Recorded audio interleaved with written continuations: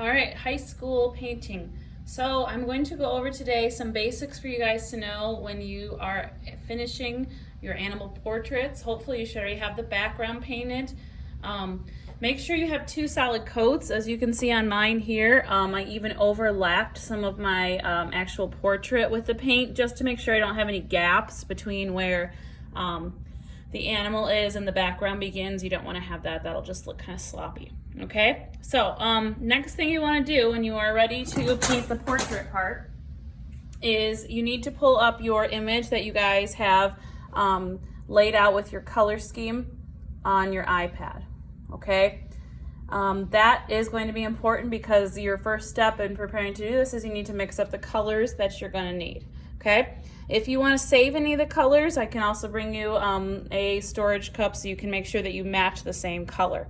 So for this, I'm looking at my color scheme. I'm looking at what I'm going to need to mix items. So if you have like a lighter and a darker, like I do here, so I have this light blue and this kind of teal blue, I'm going to be mixing my basic blue color with a black to get that darker shade. If you have a lighter blue, I might be mixing it with a white to get more of a tint. Okay, so first I consulted this, and then I got out the colors that I would need and mixed them up. So you can see I mixed up some pink there, and then I mixed up my darker and my lighter blue as well. Okay, so when you guys are going in and painting these, I always like to try and start with whatever the biggest amount of color is I have first and then work my way around. So I'm going to start with the pink because that's going to be the brightest color and the most that I have aside from the background. Okay, when you use these, you'll need a variety of brushes. I tend to like to use the round tip brush, which looks just like this. So it gives me a nice way to edge things. And then I might use some other styles to go in and fill things in.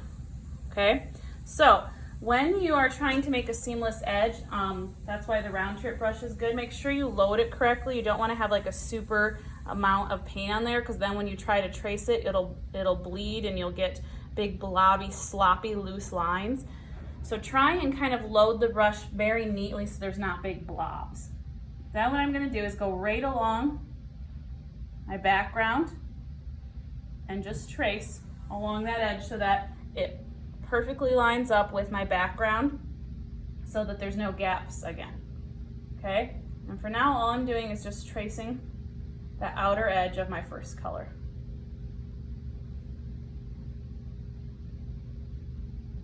Just dragging that round tip brush around the shape.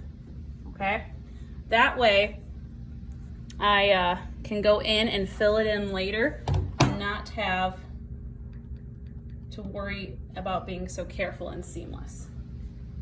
Okay, here I have a little inside of the ear.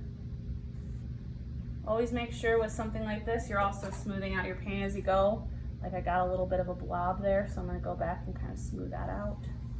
I'm going back and recoating things so they look solid. You might end up needing another coat anyways, but I try to get as much done in this first coat as I can. So I'm going to go back up and fill in spaces that look like they need to be filled in. Okay, our little diamond. So I'm just working with my first color since I already have that color worked up on my brush.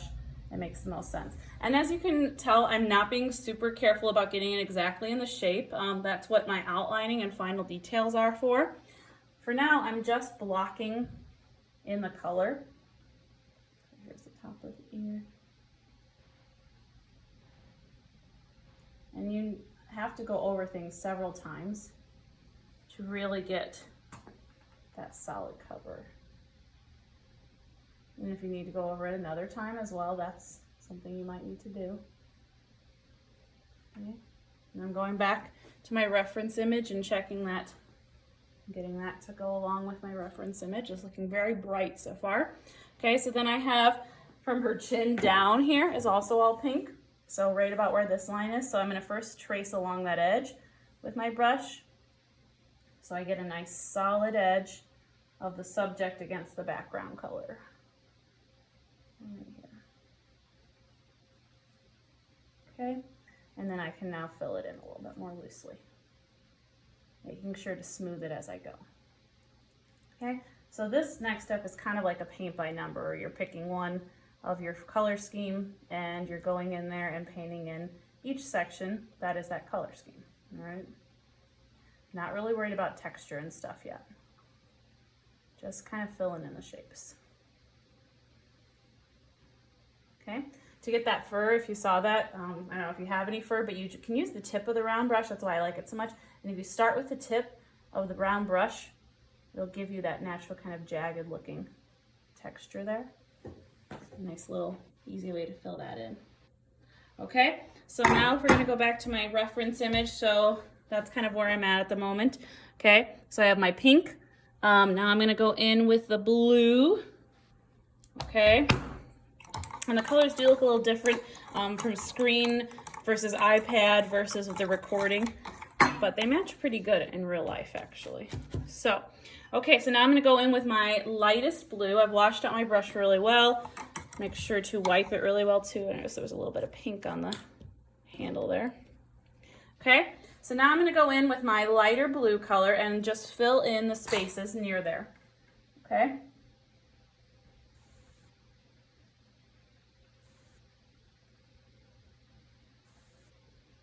You can already tell that this blue is definitely quite a bit lighter and not going to cover as well as the pink. So I'm gonna have to spend probably more time layering this blue up to get it to look as nice and seamless as the pink looked. You probably will lose some of your lines, so try your best to kind of paint around them if you can keep them there. Otherwise, you just need to keep your reference image out so that you can go back and see what was supposed to be there. We will go ahead and do like a black outline on these later once we get the basic colors blocked in, and that will help a lot. Okay, so it goes all the way down to his nose here.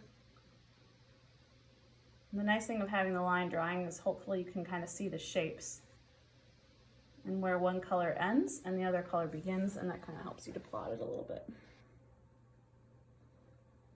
Okay, then I have another little highlight here on his nose. In between those two colors I have that darker blue. Okay. All of this is light blue.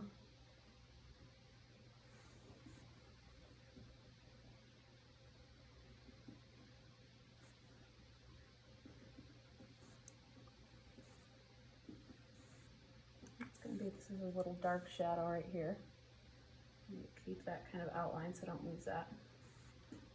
And then all of this right here is going to be the blue.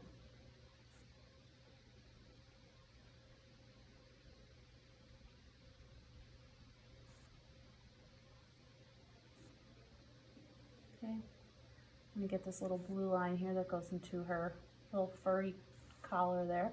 Some of my blue is kind of mixing into my pink. Because the pink's still wet. I'm kind of okay with it. I think it looks kind of interesting. That's kind of a personal choice. If you don't like the way it looks, then you'll have to go back and try and smooth that out, or maybe just not let the edges go so close together. I try not to worry too much about it, and if you look at the colors, I'm actually using something pretty close to a primary color scheme, and so the beauty of that is even if they mix together, I'm not going to end up with some really horrible colors. I'm going to end up with something that is just a mixture of other colors, like a secondary color, like a purple or an orange, because these are almost a primary color scheme. They're what I would call like a pop version of a primary color scheme, because instead of red, I have pink. And instead of regular yellow, I have like a neon type yellow. Okay, all right, so I'm going to leave that there for today. We're gonna come back on our next video. So for today, you're just blocking things in. And as you can see, I mean, you're gonna lose some of your lines, but that's why you have your reference image, and just try and paint around the different values. So for example, if it's light blue, only paint in the shapes you see as light blue. If it's dark blue, only paint in the shapes that you see as dark blue.